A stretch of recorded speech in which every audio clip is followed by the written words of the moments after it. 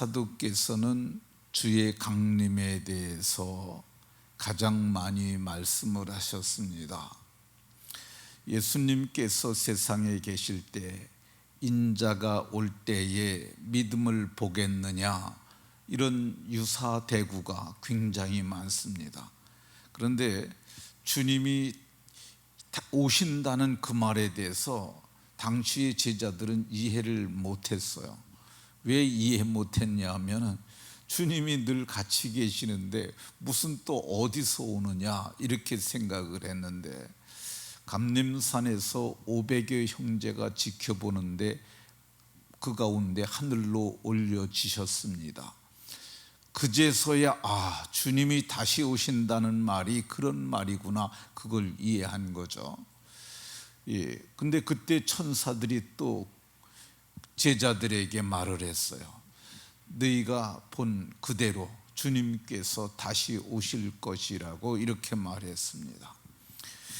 바울 사도는 예수님을 지상에 계실 때 만난 적이 없는 분이었습니다. 그런데 바울 사도도 주의 강림을 얘기를 합니다. 그 이유가 뭐냐면은, 사도는 내가 주의 강림을 얘기하는 것은 내 생각이 아니라고 이렇게 얘기를 합니다.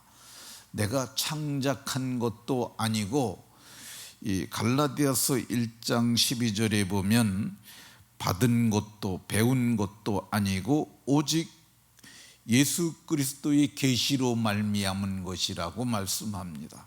그리스도께서 실제로 그날에 있을 모든 것을 보여주셔서, 계시는 아포칼립시스라는 것이 열어 보여주는 거예요. 그러니까 항아리에 무엇가 들었는지 이게 뚜껑을 열기 전에는 우리가 알 수 없잖아요. 근데 알 수 없는 그 세계를 바울 사도에게 열어 보여주신 거야. 그래서 최초의 서신서라고 보는, 그러니까 성경의, 신약 성경에 처음 기록된 책이 주후 52년경에 쓰여졌다고 하는, 지금 보고 있는 이 책입니다. 여기에 6번이나 나옵니다. 그리고 후서에 3번, 그리고 고린도전서에 1번, 10번을 말을 하고 있는데, 성경 전체가 34번을 말하는데 그 중에서 3분의 1에 가깝게 바울 사도께서 주의 강림에 대해서 말했던 것을 볼 수가 있습니다. 근데 이 바울 사도만 이렇게 말씀하시는 것이 아니라 주의 제자들도, 베드로 사도도, 요한 사도도, 그리고 이 사도는 아닙니다만 예수님의 동생 야고보도 주의 강림을 말했습니다.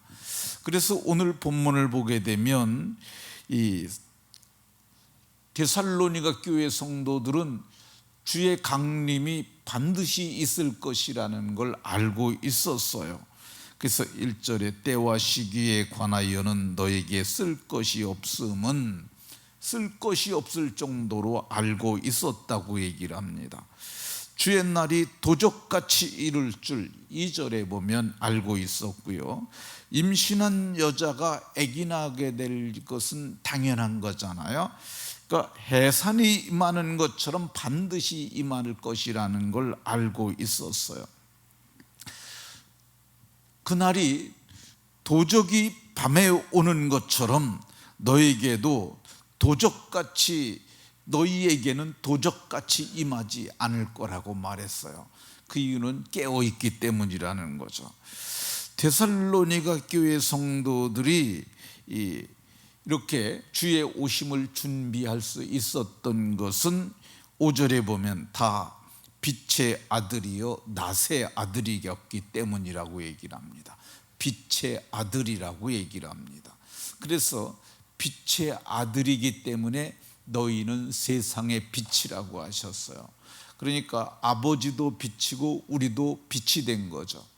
우리가 어떻게 빛이 되었느냐, 고린도후서 4장 6절에 보면 어두운 데를 빛이라 말씀하셨던 그 하나님께서 예수 그리스도의 얼굴에 있는 하나님의 영광을 아는 빛을 너희 마음에 비춰주셨다고 말씀하고 있습니다. 그래서 우리가 빛이 된 거야. 그리스도의 얼굴에 있는 하나님의 영광을 아는 빛을 우리 마음에 비춰주셔서 우리 모두가 빛이 됐습니다. 그러니까 우리가 세상에 살지만은 세상에 속하지 아니하였고, 우리가 세상에 살지만은 소망 없는 자처럼 살지 아니하고 주의 강림을 준비할 수 있게 된 것을 성경이 말씀하고 있습니다. 저들이 어떻게 알고 있었느냐? 다른 이들과 같이 자지 말고 오직 깨어 있었기 때문에. 그리고 7절에서는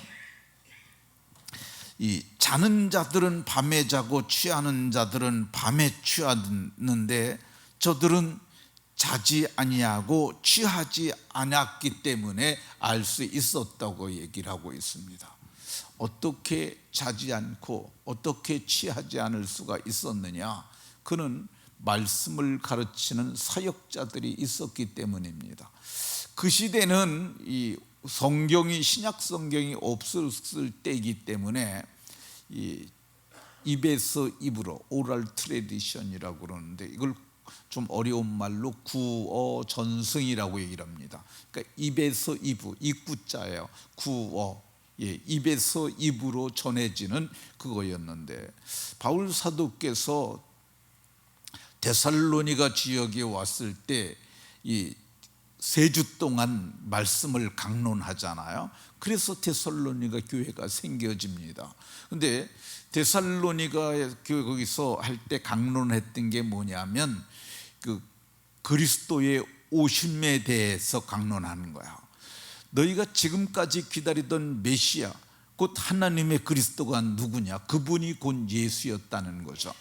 그분의 생애와 생애에 대해서 말한 것, 그것이 곧 복음이었는데, 이 바울 사도가 떠나고 나서는 그 후에 다른 제자들을 보냈어요. 그러니까 교역을 담당할 사역자들이 있었어요. 디모데도 그곳에 가서 말씀을 전했던 것을 이 글을 통해서 알 수 있습니다. 근데 그 교역자들이 말하면 그분들이 또 떠나갈 수도 있잖아요. 근데 그 뒤에는 어떻게 그것이 저들에게 아주 자세히 알 수 있도록 되어졌을까? 그것은 저들이 소그룹을 통해서 이루어졌으리라고 보여집니다. 그러니까 오늘날에는 이렇게 대그룹으로 모이는 교회들이 많잖아요. 근데 이 빌레몬서에 보게 되면 내 집에 있는 교회라는 표현이 나와요. 그 1세기 공동체는 가정에서 모였어요. 사도행전 16장에도 보게 되면 루디아가 회심을 한 후에 나를 주 믿는 자로 알거든 내 집에 와서 유하라 그러면서 그 집에서 교회가 시작이 돼요. 근데 이 1세기 공동체들은 뭘 많이 했느냐 하면 먹는 거 많이 먹었어요. 그러니까 밥을 많이 먹은 거죠. 밥, 식사를 많이 했는데, 그것을 보면은 그 주의 만찬이라고도 표현하고 주의 식탁이라고도 표현하는데, 그게 식탁 교제를 한 것인데, 그게 오늘날 우리가 하고 있는 성찬식의 성격을 띈 것이 많았던 것 같아요. 그래서 너희 집에 먹을 것이 없느냐? 그래서 어떤 자는 취하고 많이 먹어서 취한 거죠. 그러니까 우리처럼 조금 이렇게 잔에 마시는 것이 아니라 그들은 실제로 식사를 하면서 그렇게 교제했던 것을 볼 수가 있는데, 근데 밥 먹으면서 뭐 하느냐? 밥 먹으면서 얘기가 되는 거죠.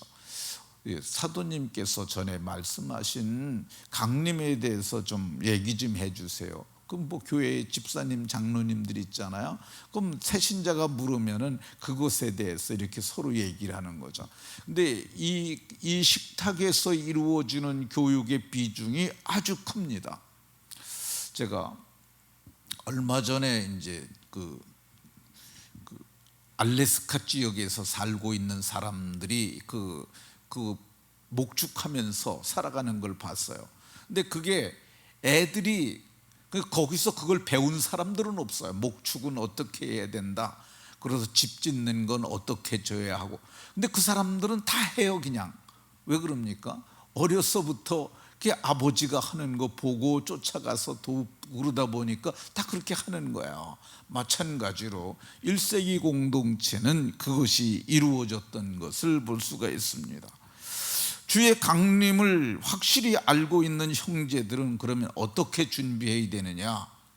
이 8절에 정신을 차리고 이렇게 말씀합니다. 정신 차려야 된다고 말씀합니다. 알고 있을지라도, 아는 것은 지적인 영역이죠.